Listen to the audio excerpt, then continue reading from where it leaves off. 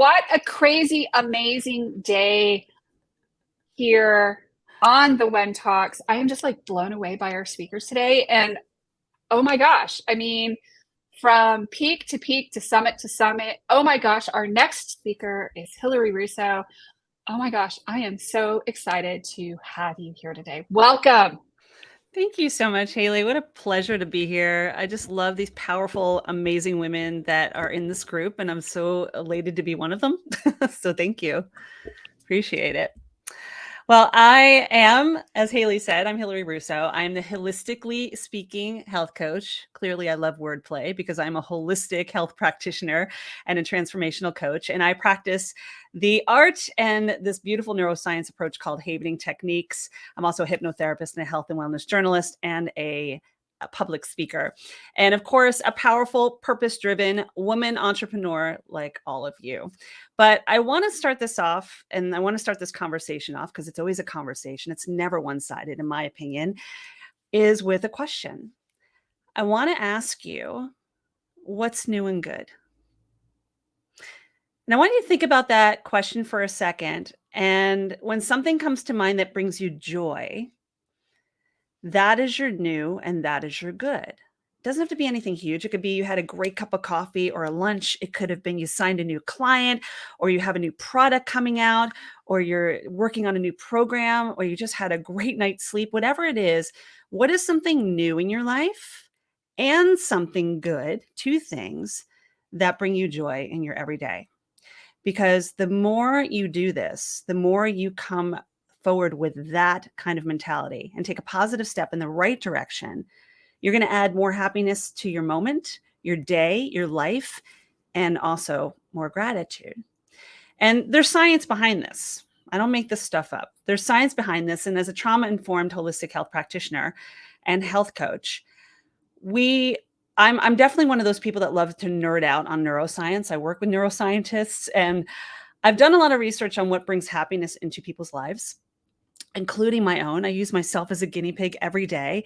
In fact, there was a Harvard Business Review study that was released that 2 minutes of gratitude, if you bring 2 minutes of gratitude in your life first thing in the morning, compared to grabbing your phone or looking at the news or getting up and making breakfast for you or the kids and just rushing to go in go mode, you actually have a 27% more likelihood of reporting a good and happy and positive day 6 to 8 hours later. Compared to those who get up in the first 3 minutes of their day, they're in the go mode and doing and put your feet on the floor and let's do it. You deserve that time for self-care. And if that self-care time is going to give you 27% more happiness in your day, that is a quarter of your time in the day that you're putting on the table to be either taken from you or given to you. And really, the choice is yours. You choose to choose. And this comes from, I learned about this from Sean Aker, who is a Harvard researcher and wrote the book Happiness Advantage. So if you want to look more into that, you absolutely can. But when you think about that quarter of your time and think about time in general, because time is a measure and a unit that is certainly promised to move forward, but it is not promised to you and it is not promised to me. So time matters. And what do you want to do with it? And the one thing I hear from my clients, many are successful women entrepreneurs like yourselves, are trying to manage that work-life balance. And I'm talking about the C-suite executives to my Grammy Award-winning opera singers to my first responders to college students that are looking to get that first job out of school. Time is creating a sense of overwhelm, burnout, and it is really stealing your peace, right? And I've been there myself. And it happens on many levels. It happens mentally, it happens physically, it happens emotionally, and it happens spiritually. And one thing I learned when I was studying to become an integrative nutrition holistic health coach is that we have something called the primary foods and the secondary foods in this work. And the secondary foods are what nourish your body, the foods we think about eating, actual food, right? Hippocrates said that food is thy medicine and medicine is thy food. But that wheel, that secondary wheel of what the foods you nourish your body with is much smaller than the primary wheel. The primary foods are your spirituality, your home life, your career, if you're enjoying it, your self-care, the people around you, your faith, all of that is actually your primary wheel. And that's a much bigger wheel. And they both integrate together. It's a holistic approach, which is what holistic means, is whole. So balancing that is really important. Understanding that about yourself. So what are you surrounding yourself with to help be kind to your mind, as I always say, but also be kind to your mind, your body, and your soul, so that you can show up authentically and be your best self for your family, for you first, because this temple matters most, to your family, to your friends, and then to your business, because it's a trickle down approach and it kind of works that way. And it's why I share this. I share this because I use this myself. Like I said, I'm a guinea pig in everything I do. I believe in doing that. And I wish I had these tools when I was just getting started out in my first part of my career, which was a journalist. I was a young journalist. I was working in the field. I was on air during 9/11 and very unaware of what self-care meant. I went to yoga classes. I worked out. I tried to eat my salads, but that really was just such a tip of the iceberg of what it means to really take care of yourself or how to calm the mind. And as a young journalist, a young news anchor on that desk that day, I experienced what we call secondary trauma. And this kind of relates to the work that I do now. I'm still a health and wellness journalist, but my work as a trauma informed coach pairs together in a lot of ways and works together beautifully. Like they say, let your passion be your purpose, and one day it'll be your profession. That pretty much is me as the poster child of that, because I'm able to fuse all that together. And when I mean by secondary trauma, I mean that I still hear stories that I go out on, and from 9/11 all the way through the pandemic and beyond. But it's also not just those I supported, like the first responders, and it's also the forgotten first responders, which are the journalists, because we're on the scene. And it's the everyday people like you and me that are dealing with the everyday stressors. The problem is we really don't have a clear definition or what's being put out there in social media, because everything is buzzwords and sometimes we're not aware of what they actually mean specifically. And we're misidentifying what it is we're truly dealing with. And when you have an understanding of what you're facing, what you're coping with, you have a better way of being able to hold space for yourself and deal with it. It's much like if you find out, you go to the doctor and you're unable to find out what the problem is, a doctor figuring out what the symptoms are that are leading to the dis-ease in your body, you're more likely to find out a plan of action that can help you. Well, that same thing goes for your mental dis-ease. So what is it you're facing? And when I think about the fact that there's secondary trauma and there's burnout, and they're very different things, understanding what you're dealing with is very important, especially as entrepreneurs, because we take on so much, so much.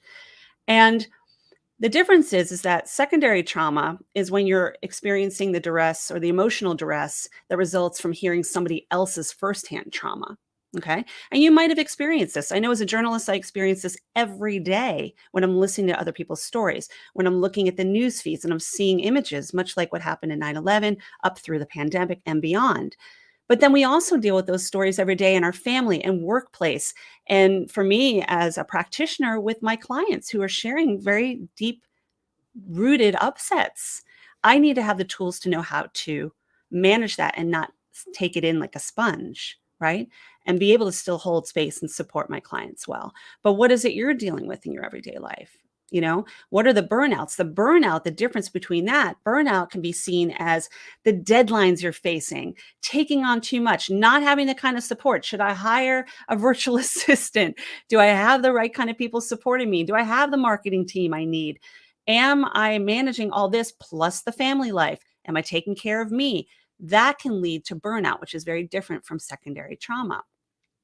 And having that support or not having that support is can be the distinction between how you are going forward in your day and how you're managing your business.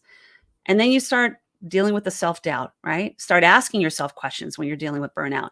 And this can deal with am I doing it right? Should I be doing it? Am I on the right path?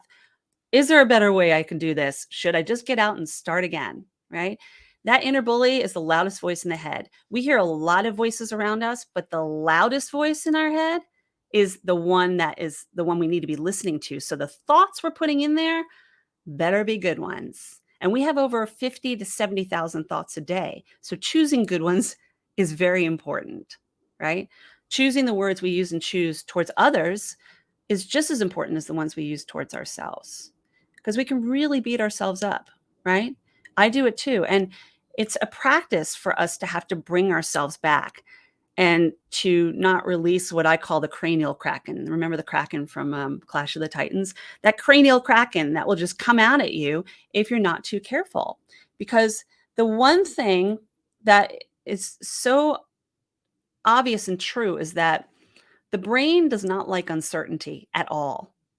And if you are not learning how to change those thoughts, moods, and behaviors, your amygdala, your brain will get the best of you. And you need to learn how to pull it back. But when I was, the one thing I want to talk about with going back to the self doubt is that we hear a lot of when people are getting in kerfuffles and they're upset, you might hear somebody say, "Oh, just hug it out. Hug it out. You guys get over it, deal with it on your own time." We can do that with others so beautifully. The problem is we don't do it with ourselves. Do we hug it out with ourselves, right? Do we give ourselves the space for what I call, and the hug is an acronym for my signature system, hug it out, which is healing. Do we heal ourselves? Do we know how to hold space for ourselves? Understanding, giving ourselves the grace and understanding, and gratitude, appreciating what we have shown up and done and what we've achieved. How often do we hug it out with ourselves? And I share this with every client, with every speaking engagement, with every talk I do, that we have to get in the habit of hugging it out with ourselves. Because if we're not showing up for ourselves, how in the world can we show up for others, whether it's in your personal life or your professional life? And this will lead to more self-love, more self-care, more self-regulation, more self-empowerment.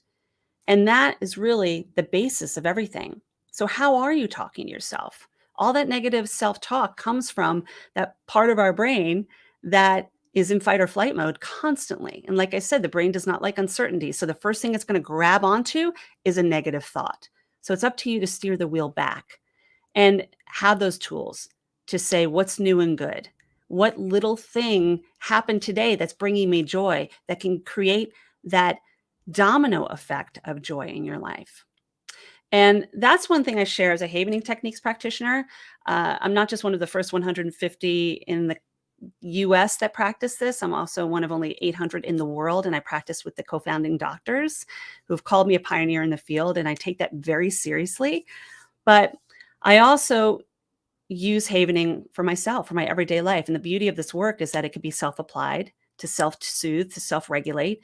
And it's basically what we call CPR for the amygdala, right? Because the amygdala likes to go to fight or flight. And we call her Amy because it's a nurturing way. If we give our amygdala some kind of life and let it be known as an entity we want to take care of, like Amy, whether it's a child or an animal. I have clients consider Amy a different thing. We will treat it better, because sometimes we treat things better on the outside than we do on the inside. So if you treat this like something you want to nurture, you're more likely to treat it well. And what I want to do for you and share with you a little bit about what havening is, I want to close this out with doing a short havening self experience with you and guide you through this so that you can leave more empowered, more clear-minded, more focused. But what havening is it's a psychosensory approach, meaning that it uses one of the senses, and it uses a sense of touch, the havening touch. And the havening touch, along with that positive distraction or pleasant joyful thing that you're thinking of, what it has the ability to do is alter your thoughts, moods, behaviors, and habits rapidly and permanently.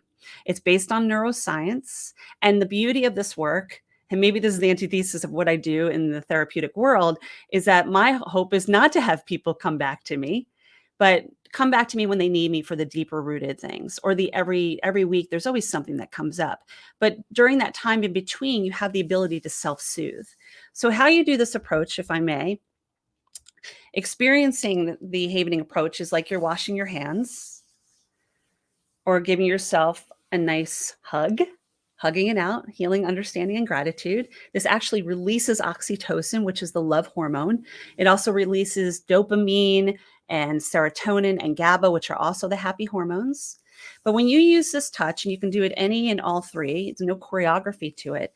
And then you bring something to mind that brings you joy. It could be a place, a thing, an experience. If you love to sing, you can even hum, because humming activates the vagus nerve. Singing activates the vagus nerve, which actually is that gut brain response. And that actually can help with the parasympathetic nervous system, which, not to get all nerdy and everything, but that is the good. That's where you want to be, right? So I want to give you the gift of the havening for a moment before we close out. And remember that that 27% is dangling there on the table, right? So how you use and choose your time to hug it out with healing and understanding and gratitude, to deal with the everydays, to deal with the overwhelm when you're feeling the burnout or even the deeper rooted traumas, which is where I really work with my clients, is that you're able to do this on your own every day anyway, with the stress, with the anxiety, with the overwhelm, with the burnout, with the heavier stuff that's like PTSD or trauma or even public speaking. I work with a number of clients. I've been in broadcasting for over 30 years. A lot of people that come to me are those who are scared of public speaking. It is one of the two of the biggest fears out there are public speaking and not being loved. That's it. Those are your two biggest fears.